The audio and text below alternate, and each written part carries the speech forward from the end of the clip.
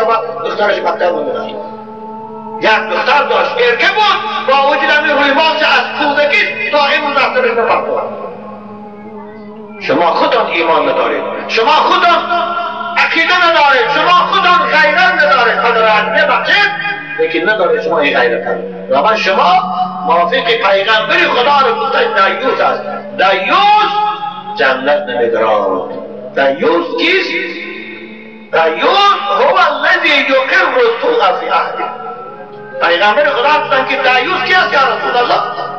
دیوس کسی است که دخترش میبیند به حیاست، دخترش میبیند با مردای بیگانه صحبت میکند، دخترش میبیند کنیلوش میگردد، دخترش میبیند آستین کالزی نمیشه، هیچی نمیگوید، پروا ندارد. این دیوس میگوید.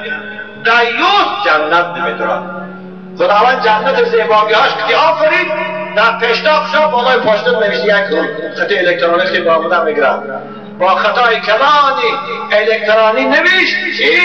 انت حرامون على دیوس. حرام است در دیوس. و عزیزان من، پدرای عزیز، شوهرای گرامی، حال هم فرصت است، دیر نشده است. دری توبه برای شما گشاده است. میتوان از همین روزا تا این روز دختراتان چقدر گشته باشد، تا این روز زناتان چقدر گشته باشد، میل از همین روز هم شما را به اصلاح کنید، اونها را نصیحت کنید، انشاءالله خداوند گناه شما را میگذارد.